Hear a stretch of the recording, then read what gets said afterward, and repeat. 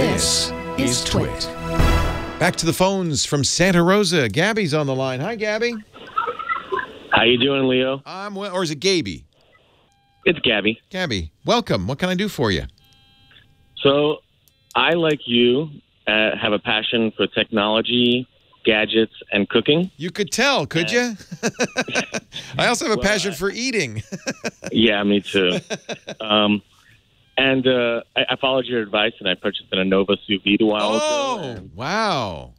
I love it. Isn't that amazing? And it is. It really. So this is a device. It's actually inexpensive. It's a recirculator, and it keeps a water bath at exactly the same temperature for as long as you want. And the reason you would do that is you can seal meat or vegetables or anything in there and cook it at a very precise temperature for a very long time, usually a very low temperature. And so you can get, for instance, meat perfectly rare every time. The only problem with sous vide is it looks terrible afterwards. So typically people will sous vide. For instance, if I have a nice steak, I'll sous vide it at 135 degrees, very low, for a few hours. That cooks the steak all the way through. It's safe, but it looks gray. And then you throw it on the grill or you sear it on in a pan and you give it that nice crust, and then you have a perfect steak. And this is what restaurants do. It's a wonderful technique, and a fairly inexpensive one too. Yeah, they got them for like $100 right now. I know. That's why I bought it for. Actually, yeah. Oh, go ahead. I bought it on the Amazon Prime Day, because it was $100. I said, "All right, I'm going to do this. I'm finally going to do this."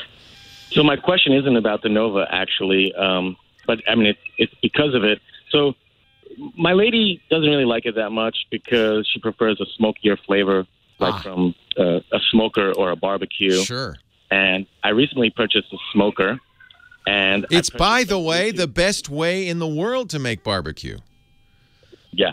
So what you do with the sous vide for barbecue, the reason barbecue exists is because if you have a cheap meat, it's very tough. A flank steak or a brisket, it's very tough. It's inexpensive, but it's very tough. So barbecue cooks over smoky coals for hours and hours and hours. It's low and slow, very low temperature, very long cooking. Does that sound familiar? So you can do the same thing. I've done a brisket in the sous vide. You cook it for like 13 hours. You'd have to do it the day before, obviously. And then you throw it on a smoky grill. And, I use a big green egg. And I don't know how we got into this. We're talking cooking now, aren't we? But I put applewood chips on there. They let them smoke. And your lady will never know the difference. I've even seen people put liquid smoke in the sous vide bag. It really works. Well, I appreciate that. And I'm going to get back to the technology aspect. Oh, good. Thank you. Which is, so I purchased a Bluetooth thermometer. It's called an iGrill. iGrill, yeah. Yeah. And I like it. It really works for me, particularly when I'm doing long smokes. But my question is, I want to be able to walk away and not use this device on Bluetooth. I prefer to, be able to use it on Wi-Fi. And the reason why is because I'm putting something to smoke for a long time, and I'm constantly having to call my lady and say, what's the temperature? Because Wi-Fi only goes 100 feet or so.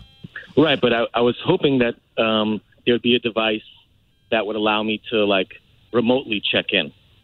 If I put my Bluetooth on a Wi-Fi network, and then I could... Right. And by the way, the Anova sous vide, they have a Wi-Fi version for exactly that reason. So, I have the Wi-Fi version, and that never has worked for me. Oh, that's annoying. Yeah. So there are Wi-Fi smart thermometers, and I see on Kickstarter there are a bunch of projects. You're not alone on this. So I noticed that Williams-Sonoma, and I trust them because they're a big cooking store, does sell a Wi-Fi-enabled leave-in probe thermometer that works with Android or iOS. They call it the Williams-Sonoma Smart Thermometer 2. So I haven't tried this. I use a Bluetooth iGrill. But you're absolutely right. Wouldn't it be nice to know? Because the problem is, of course, if the thermometer says, "Oh, it's getting hot in here," you got to go home. Well, no. At least then I could just tell my lady. You could call her up and say, "Hey, could you turn the heat down?" I don't have to call her every 15 minutes or half hour and be like, "What temperature is it?"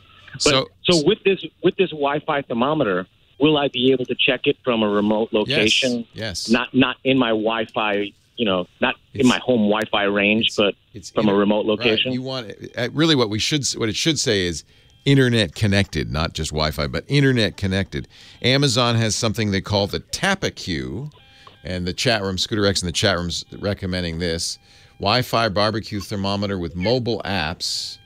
Let me just make sure it works over the internet, because that's what so you're right. Wi-Fi is enough, but you also need to have internet access, and that's not clear on some of these. These are expensive. They seem to range from $150 to $200.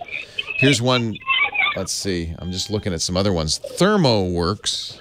This is all the chat room recommending this. This is why we have a chat room at techguylabs.com. ThermoWorks. Let me take a look at this one. ThermoWorks.com. Monitoring temperatures with a leave-in barbecue thermometer. Yep. And the question is, do they have an internet-enabled one? I know my Big Green Egg, there's a number of people who make smoker tools for keeping the temperature consistent.